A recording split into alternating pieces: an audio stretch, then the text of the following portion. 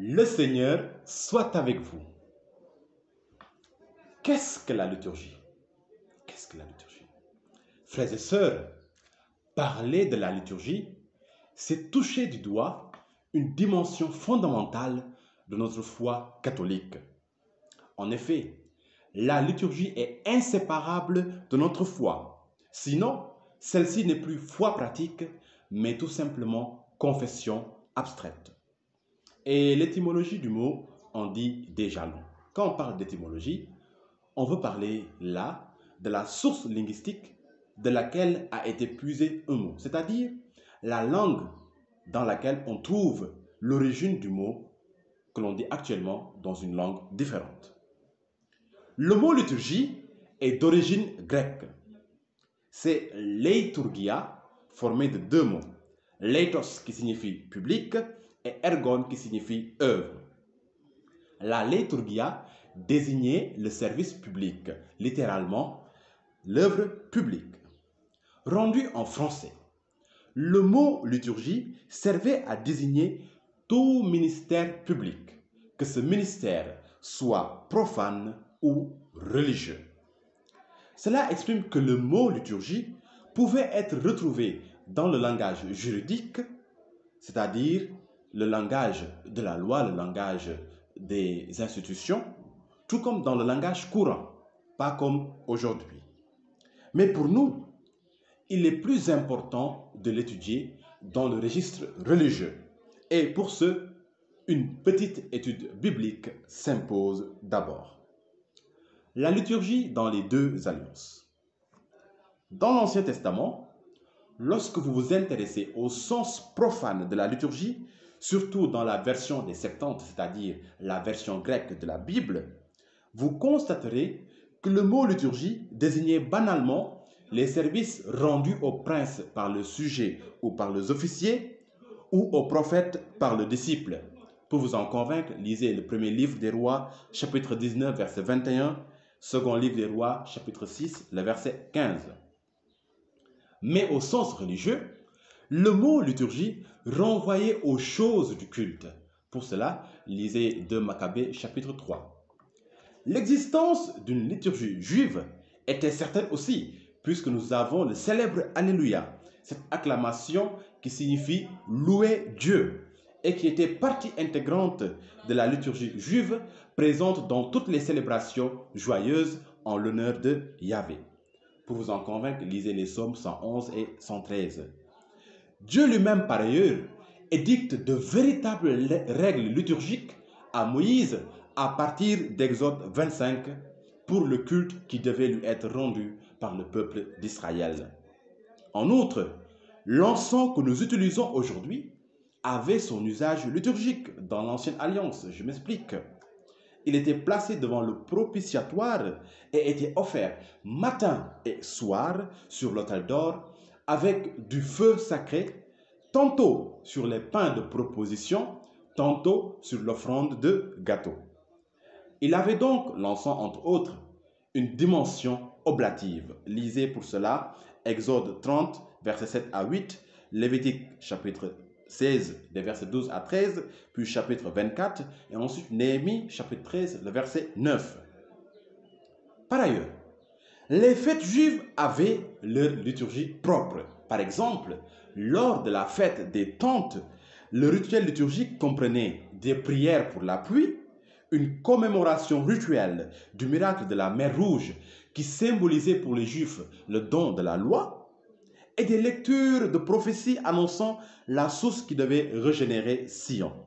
Pour cela, lisez Exode au chapitre 17, Zacharie chapitre 14, verset 17, Zacharie chapitre 14, verset 8, Isaïe chapitre 12, le verset 3.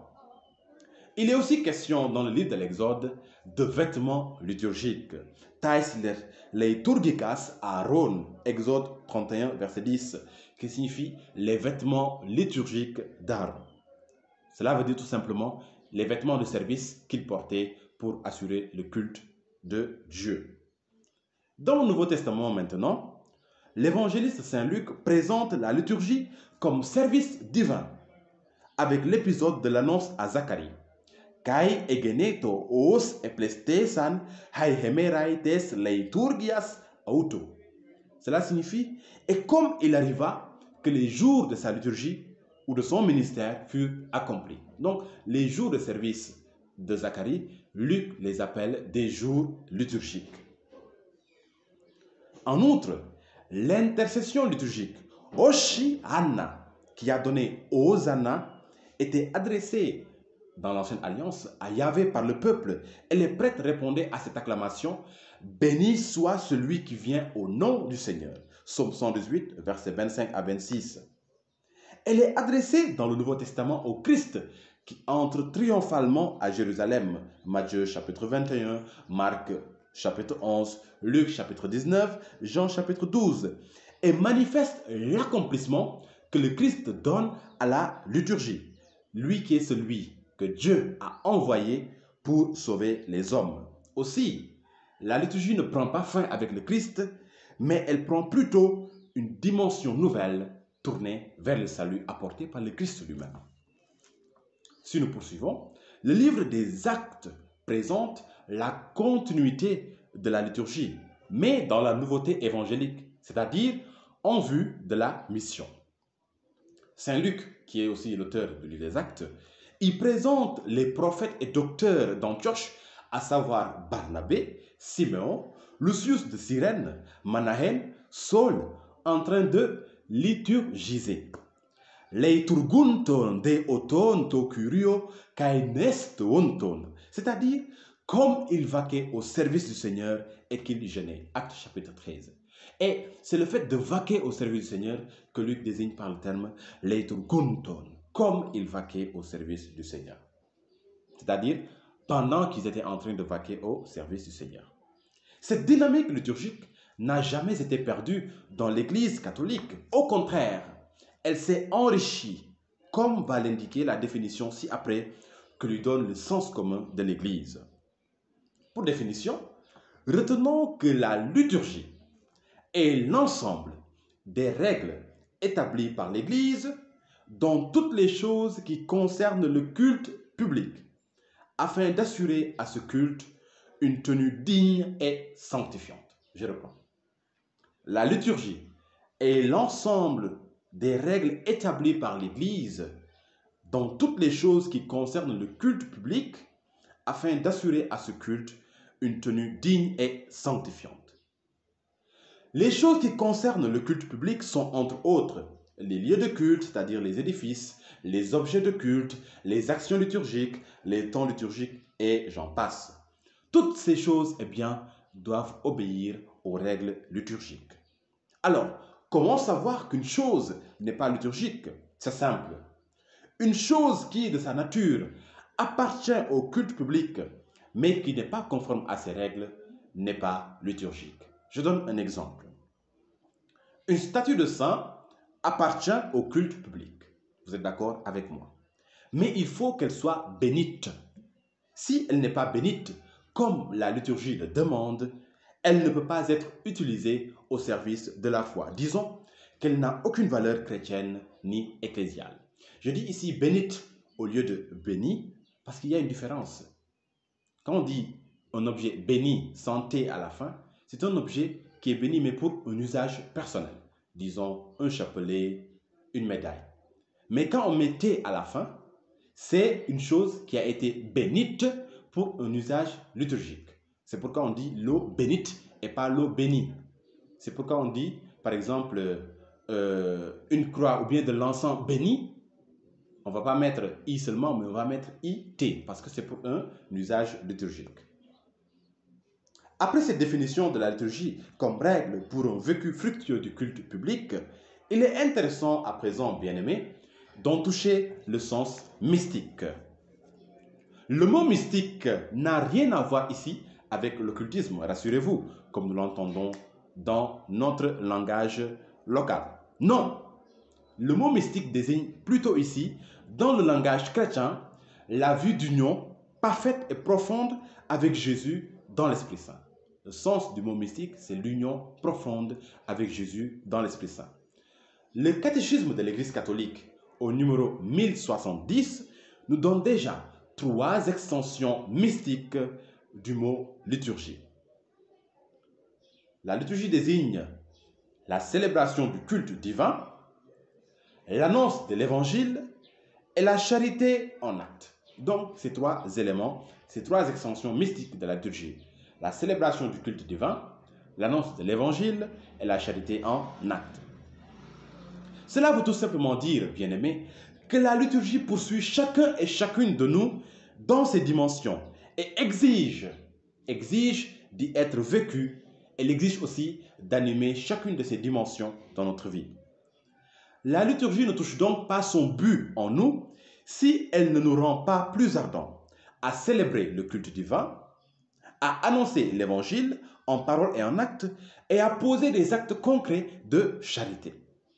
Dans ce sens, chacun et chacune de nous peut se demander, est-ce que j'ai une vie liturgique? Est-ce que j'ai une vie liturgique? La présence de ces trois éléments en nous atteste notre vie liturgique et atteste aussi que c'est le Christ qui vit en nous.